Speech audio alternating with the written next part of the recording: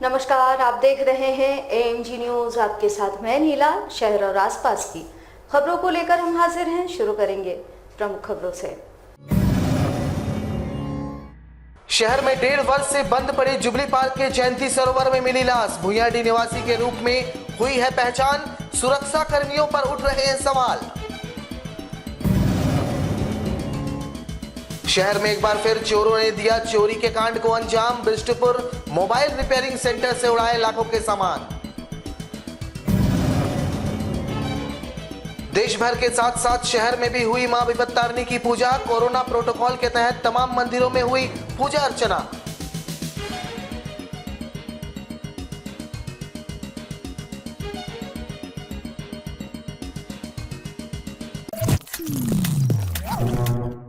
अब खबरें विस्तार से। जमशेदपुर के प्रसिद्ध जुबली पार्क स्थित जयंती सरोवर में मंगलवार दोपहर अचानक एक लाश तैरती हुई दिखाई पड़ी, जिससे वहां सनसनी सी फैल गई। मृतक की पहचान भुइयाडीह निवासी संटू नामता के रूप में हुई है। गौरतलब हो कि विगत लगभग 1.5 वर्ष से जुबली पार्क में प्रवेश करने के लिए तमाम गेट बंद है और जयंती सरोवर पार्क परिसर के अंदर ही है। परिवार वालों के अनुसार संटू विगत रविवार से ही घर से लापता था और मंगलवार को सुबह उसकी लाश सरोवर में तैरती हुई मिली।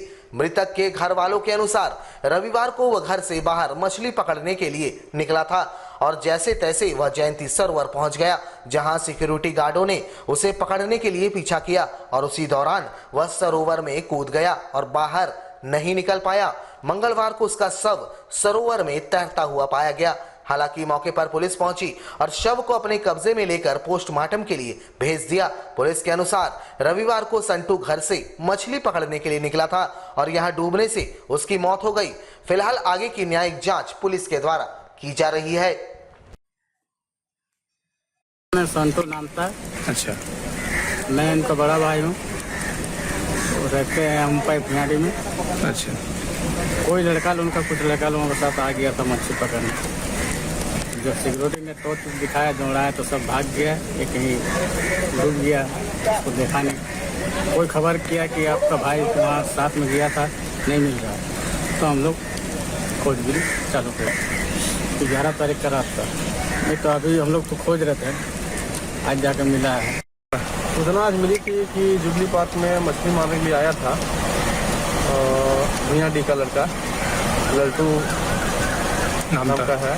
तो उसी के आधार पर हम लोग आए तो तालाब के किनारे डेड बॉडी पाया गया।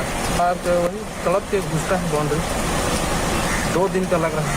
11 तारीख को शायद आया था, रात में आया था 10 साढ़े 10 बजे बता रहा है। जैसे परिजन नहीं डूबने से मौत हुआ है। रात होने के कारण लाइट नहीं था, जैसा कि परिजन लोग बता रहा है। देखा जाएगा आगे कार्रवाई।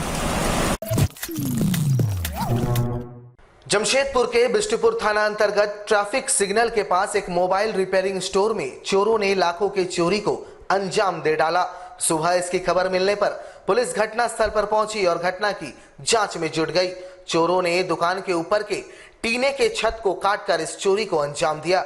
बता दें कि दुकान पॉस इलाके में अवस्थित है और यहां काफी महंगे मोबाइल सर्विसिंग के लिए पहुंचते हैं। दुकानदार के अनुसार दुकान में लगभग 12 लाख का मोबाइल था और नगद लगभग 10,000 दुकान में ही था। दुकानदार के अनुसार देर रात को चोरों ने इस घटना को अंजाम दिया है। वैसे सोचने वाली बात यह है कि इलाके में कई बड़े बड़े दुकान और शोरूम है और बिष्टुपुर थाना इस इलाके से मात्र 500 मीटर की दूरी पर है, लेकिन फिर भी यहां चोरी हो जाना प्रशासनिक चूक को दर्शाता है। दुकान बढ़ा के गए थे 8 बजे के आसपास और अभी भतीजा की दुकान खोला है। तो यहाँ पे कोई भी मतलब कि जितना कस्टमर का मोबाइल हम लोग रिपेयर के लिए लेते हैं, सारा का सारा लेटेस्ट मोबाइल सारा का सारा उठा के ले गए। एक पीस भी मतलब एकदम कुछ भी नहीं छोड़ा। यहाँ तक कि जैसे हम लोग चाईबासा से CKP से हमारे जो कस्टमर हैं तो वो बल्क में मोबाइल बेचते हैं। दुकानदार हैं वो लोग, वो पैकेट करके बेचते हैं। वो 7-8 पैकेट पूरा का पूरा उठा के लिए 8-10 लाख तो कम से कम होगा।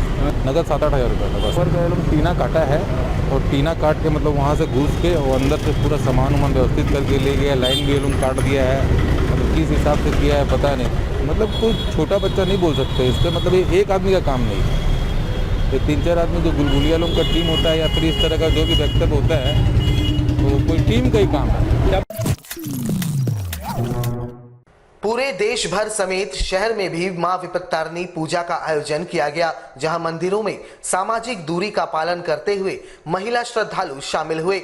मां से अपने जीवन से विपत्ति को दूर करने के उद्देश्य से हर वर्ष रथ पूजा के बाद पहले मंगलवार और शनिवार को विपत्तारिणी पूजा का आयोजन किया जाता है, जहां इस पूजा में महिलाएं शामिल होती है और नाम गोत्र के साथ पूजा पाठ करवाकर अपने और अपने परिवार के सदस्यों के सुख समृद्धि की कामना करती है। इधर जमशेदपुर के जुगसलाई दुर्गाबाड़ी में जुगसलाई दुर्गाबाड़ी ट्रस्ट की ओर से वैश्विक महामारी को ध्यान में रखते हुए 50 महिला श्रद्धालुओं के साथ विपत्तारिणी पूजा का आयोजन किया गया।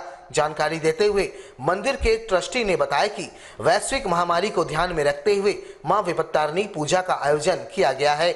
दोबारा शनिवार को पुनः इस पूजा का आयोजन किया जाएगा। उन्होंने कहा, जिला प्रशासन के द्वारा जारी गाइडलाइन के अनुसार ही पूजा पाठ संपन्न करवाया जा रहा है। जो श्रद्धालु मंदिर में प्रवेश कर रहे हैं, मास्क और सैनिटाइजर का उपयोग करते हुए ही पूजा कर रहे हैं। विपत्तारिणी पूजा है जो हर साल होता है। रथ यात्रा के बाद जो मंगलवार या शनिवार पड़ता है उसमें विपत्तारिणी पूजा करता है। ये खास करके महिलाओं का व्रत का पूजा है। विपत्तारिणी माने माँ सबका दुख दूर करेंगे, इसी हिसाब से हर महिला व्रत रखती है अपने परिवार के लिए। इसीलिए हम लोग अपना दुर्गाबाड़ी में प्राण प्रतिष्ठा के बाद ये पहली बार हम लोग विपत्तारिणी पूजा कर रहे हैं। इसमें 50 महिला शामिल है, श्रद्धालु शामिल है। सब लोग मास्क पहना हुआ, सब सैनिटाइज किया गया एवं सब कोविड नियम का पालन कर रहे हैं और उचित पूजा के बाद सब लोग अपना अपना घर के रवाना हो गए। अगले शनिवार को भी एक प्रोग्राम है, उसमें थोड़ा सा श्रद्धालु कम होंगे, लेकिन आज थोड़ा ज़्यादा है। ये हर साल का हम लोग का प्रोग्राम है। जमशेदपुर जिला प्रशासन के द्वारा किन्नर समाज को वैक्सीन उपलब्ध करवाने हेतु स्पेशल कैंप का आयोजन ITDA भवन में किया गया, जिसमें बड़ी संख्या में किन्नर समाज के लोगों ने पहुंचकर कोविड का टीका लिया। गौरतलब हो कि विगत दिनों किन्नर समाज के एक प्रतिनिधि मंडल ने अपनी समस्याओं को लेकर जिले के उपायुक्त को मांग पत्र सौंपा था, जिसमें उन्होंने वैक्सीन दिए जाने की मांग प्रमुखता से रखी थी, जिस पर जिले के उपायुक्त ने संज्ञान लेते हुए इनके लिए अलग से वैक्सीन देने की व्यवस्था की। सभी किन्नर समाज के लोगों ने जिले के उपायुक्त का धन्यवाद किया और टीकाकरण को वर्तमान समय के लिए अहम बताया। प्रशासन का धन्यवाद करती हूँ कि उन्होंने हमारी बात को सुना। और अभी सबसे बड़ा मुद्दा था वैक्सीनेशन का, जिसको लेकर हमारा समाज बहुत जूझ रहा था। हमारे साथ समाज में पहले बहुत सारी भ्रांतियाँ थी कि वैक्सीन लेने से हो सकता हम मर जाए या ना बचे, बहुत सारी चीज़ें थी। तो आज डीसी सर आए, उन्होंने खुद से काउंसलिंग करी और समुदाय को जागरूक करा और पहला वैक्सीनेशन कैंप जो दूसरी लहर में लगा, इसके लिए हम तहे दिल से धन्यवाद करते हैं। साथ ही हमेशा हम एक ही बात को रखते कि हमारे समुदाय के लिए पूरे जिले भर में कहीं भी एक शौचालय नहीं है। तो हमने इसके लिए भी मांग पत्र रखा था कि जो विशेष जगह है वहाँ पे ट्रांसजेंडर शौचालय का निर्माण किया जाए, साथ ही ट्रांसजेंडर सामुदायिक भवन का भी निर्माण किया जाए, क्योंकि हमारे लिए कोई भवन नहीं है आज तक। हमारे भी शादियाँ होती है, हमारे भी जन्म दिवस मनाए जाते हैं, तो हम कहाँ जाएंगे, क्योंकि हमें तो कोई जगह देता है नहीं। तो उसके लिए मैंने मांग रखा था, जिसकी मांग को उन्होंने स्वीकार किया और कहा जल्द से जल्द इसको हम करके देंगे। वहीं जिले के उपायुक्त ने इस मौके पर खुद उपस्थित होकर पूरे किन्नर समुदाय को वैक्सीन लेने के लिए धन्यवाद दिया। साथ ही उन्होंने किन्नर समुदाय के अन्य मांग, जिसमें अलग से सामुदायिक भवन, इनके लिए आवास, राशन कार्ड जैसी सुविधाएं उपलब्ध आगामी दिनों में करवाए जाने की बातें कही। भारतीय संविधान में भी और राज्य सरकार में केंद्र सरकार ये बिल्कुल समावेशी नीति पे काम करती है और समावेशी नीति में हम लोग सोसाइटी के हर एक वर्ग को आज के दिन में इक्वल ट्रीट करते हैं। इसी क्रम में हम लोगों के पास में किन्नर समुदाय का प्रतिनिधि मंडल मिला था और उन्हें बताया कि जो शहर में ऑनलाइन स्लॉट की व्यवस्था है उसमें किन्नर समुदाय के लोगों को स्पेशली टेक्नोलॉजी की ज़्यादा जानकारी नहीं होने के कारण या स्मार्टफोन की कमी होने के कारण जो है वो टीके का स्लॉट सही से बुक नहीं कर पा रहे हैं और उनके समुदाय के लोगों को आज के दिन में वैक्सीन नहीं मिल पा रहा है। और चूँकि पब्लिक इंटरेक्शन भी ज़्यादा है तो उसका फिर हम लोगों ने डिसाइड किया कि किन्नर समुदाय के लिए हम लोग एक स्पेशल कैंप ऑर्गेनाइज करेंगे ताकि ये जो समावेशी व्यवस्थाएं हैं वो बिल्कुल प्रतिमूर्ति के रूप में स्थापित हो सके। आज यहाँ पे जब हम लोग वैक्सीनेशन कैंप इस्टेब्लिश कर रहे हैं सभी किन्नर समुदाय के लोगों के लिए, तो और भी अन्य समस्याएं जो डेली बेसिस पे वो आती हैं और फेस करते हैं वो हम लोगों को समक्ष में रखता है। उसमें सबसे पहला एक उनके लिए अपना एक सामुदायिक भवन जहाँ पे उनकी अपनी ऑफिसेस और बाकी सारी चीज़ें जो है वो कर सकें, उसका एक डिमांड रखा है जो कि हम लोग बात की है और हम लोग इसको जल्दी ही इसको मूर्त रूप देंगे। मानगो और जुगसलाई में निकाय चुनाव होने हैं। झारखंड सरकार की ओर से इसकी अधिसूचना जारी कर दी गई है। इधर मानगो नगर निगम चुनाव को असंवैधानिक करार देते हुए बालीगुमा ग्राम सभा के सदस्यों ने मंगलवार को जिला मुख्यालय पर जोरदार प्रदर्शन करते हुए राज्य सरकार से मानगो नगर निगम चुनाव को रद्द करते हुए यहां पंचायती राज बहाल करने की मांग उठाई। इन्होंने पूरे मानगो क्षेत्र को 5वीं अनुसूची क्षेत्र बताते हुए यहां बसे लोगों को तीसरे मत का अधिकार देने से सरकार के फैसले को गलत बताया। इन्होंने पूरे मानगो क्षेत्र में आदिवासी स्वशासन व्यवस्था लागू किए जाने की मांग की। आदिवासी नेता डेमका सोई ने राजनीति हित को भूल राज्य सरकार से पूरे मानगो क्षेत्र के जमीन का सर्वे कराकर आदिवासियों के जमीन वापस दिलाने और नगर निगम चुनाव को रद्द करने की मांग की।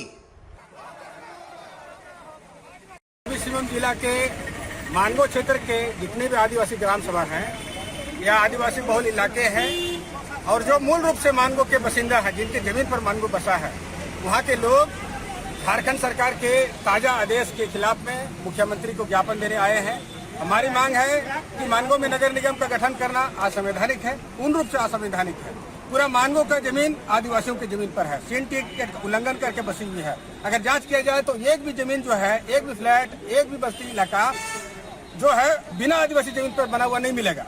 इसका मतलब है कि सारे का सारे इलीगल तरीके से बसी हुई आबादी है और उन अवैध रूप से बसी हुई अतिक्रमित भूमि पर बसी हुई आबादी को आप तीसरा हमत कैसे दे सकते हैं? झारखंड सरकार पहले जांच करा ले, जो दखल देने का आदेश पेंडिंग है वो दखल देने करा ले, पूरे जमीन की जांच करा ले, फिर उसके बाद बताया कि वह जो आबादी घुसी है जिसकी वजह से उसका जो है ना ये प्रावधान आता है, तो नगर निगम गठन करने के लिए प्रक्रिया आगे बढ़ा रही है। हमारा कहना है कि हमारा जमीन पहले वापस कीजिए, पहले न्याय दीजिए आदिवासियों के साथ और जाँच कीजिए और ये ट्राइबल एडवाइजरी काउंसिल इस पर डिसीजन ले कि वो मानगो क्षेत्र के आदिवासी गए कहाँ। जमशेदपुर के धक्कीडी कम्युनिटी सेंटर में कोविड वैक्सीन दिया जा रहा है, लेकिन यहां प्रशासनिक व्यवस्था बिल्कुल ही लचर दिख रही है। मंगलवार को यहां अत्यधिक भीड़ नजर आई। कोविड नियमों की खुलेआम धज्जियां यहां उड़ते दिखा। सुबह से ही यहां लोगों की भीड़ वैक्सीन लेने के लिए पहुंची, लेकिन यहां प्रशासन की तरफ से सोशल डिस्टेंसिंग के अनुपालन हेतु कोई व्यवस्था नहीं की गई थी। यहां तक कि पहले वैक्सीन लेने की होड़ में लोग सामाजिक दूरी का पालन तक नहीं कर रहे थे।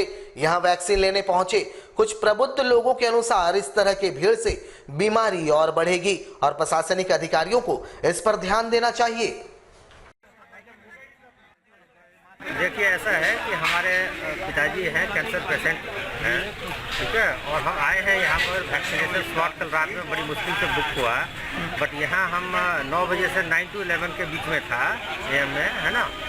हम यहाँ सुबह आ गए हैं और अभी तक गेट से इंटर नहीं हो पाए हैं और यहाँ काफ़ी क्राउड है जो सोशल डिस्टेंसिंग बिल्कुल ही फॉलो नहीं कर रहा है, सटा है। ये तो और बीमारी को, डिजीज को और बढ़ाएगा। तो यही रिक्वेस्ट है एडमिनिस्ट्रेशन से कि इसको देखा जाए, इसको प्रॉपर वे में जैसे करना है चाहिए। 9 to 11 जिसका 2 घंटा का है उसको एंट्री किया जाए, फिर 11 से 1 जो भी है, ऑफलाइन हो ऑनलाइन हो, लेकिन यहाँ भी क्राउड पूरा एक दूसरे से सटा हुआ, चिपका हुआ, आप देख सकते हैं, आप दिखाइए कैमरा से। तो परेशानी यही हो रही है ना, सभी आदमी गेट के बाहर खड़ा है और गेट लॉक है और पिछला 2 घंटा से इसी तरह यही कंडीशन है, एज इट इज है। हमारे साथ लगातार जुड़े रहने के लिए आप हमें YouTube पर जरूर सब्सक्राइब करें। आज के लिए बस इतना ही। कल आपसे फिर मिलेंगे कुछ नई खबरों के साथ। तब तक के लिए AMG न्यूज़ की पूरी टीम को दीजिए इजाजत। नमस्कार।